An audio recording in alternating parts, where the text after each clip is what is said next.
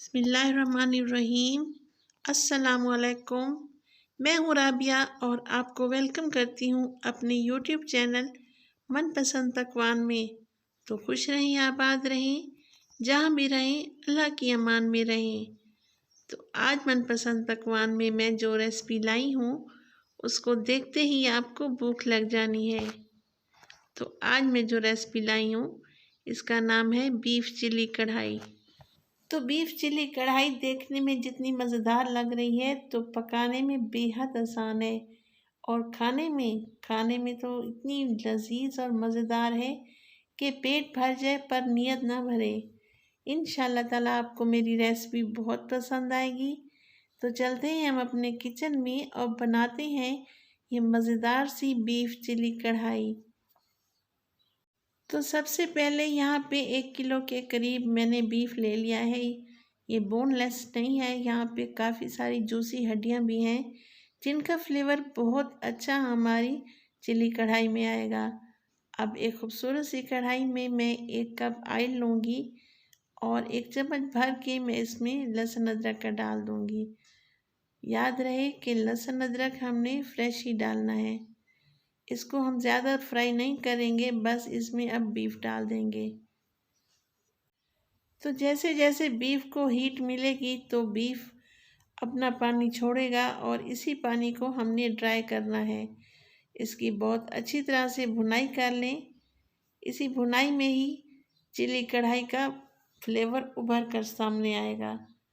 तो अच्छी तरह से हम इसकी भुनाई करेंगे तकरीबन 8 से 10 मिनट तक। तो वीडियो अगर इस स्टेज पर आपको ज़रा सी भी अच्छी लगे तो लाइक करें, सब्सक्राइब करें और अपनी फैमिली फ्रेंड में भी शेयर करें। आप लोगों का बेहद शुक्रिया।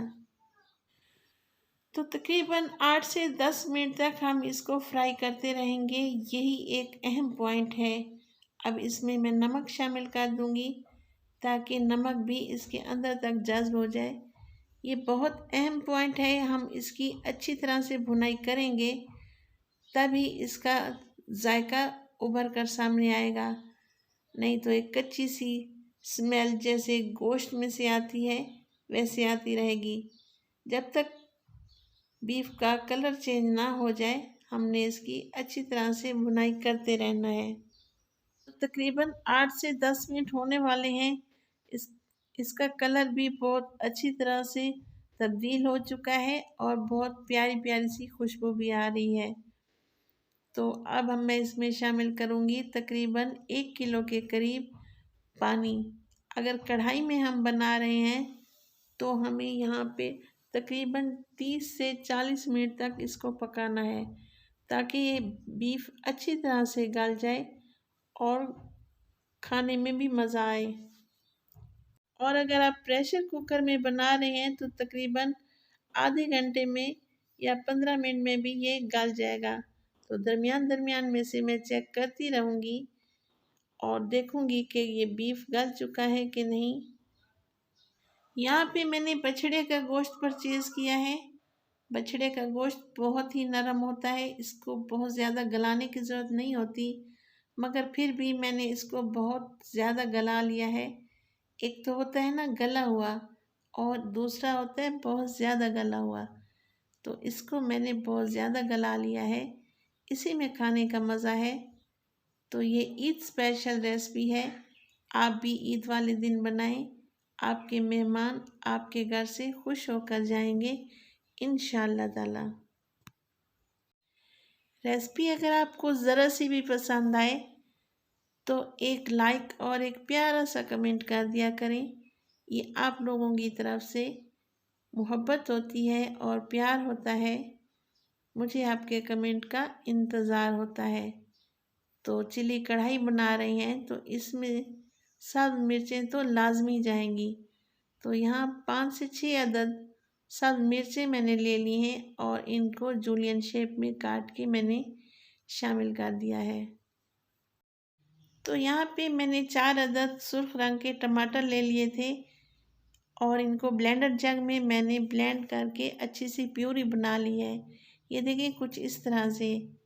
अब चम्मच को हम हिलाएंगे और इसको कवर लगा देंगे تاکہ ٹماٹروں کا پانی اچھی طرح سے خشک ہو جائے اور یہ کڑھائی اچھی طرح سے بن کے تیار ہو جائے۔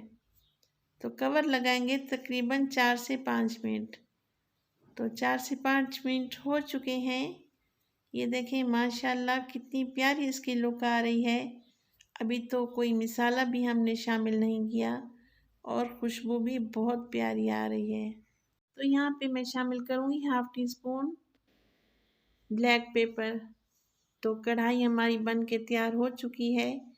اس میں اور کوئی مسالہ نہیں جائے گا، بس بلیک پیپر ہی ہم شامل کریں گے۔ تو مجھے بس اتنی ہی گریوی چاہیے تھی، آپ کی مرضی پہ ڈیپینڈ کرتا ہے آپ جتنی رکھنا چاہیں۔ تو اب ہم اس کو ڈش آؤٹ کرتے ہیں۔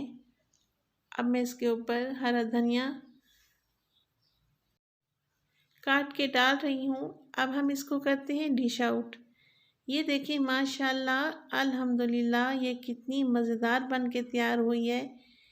آپ ایک دفعہ تو میرے کہنے پر اس کو عید پر لازمی بنائیں، تو آپ کے مہمانوں کا کھاتے کھاتے ہاتھ نہیں رکے گا۔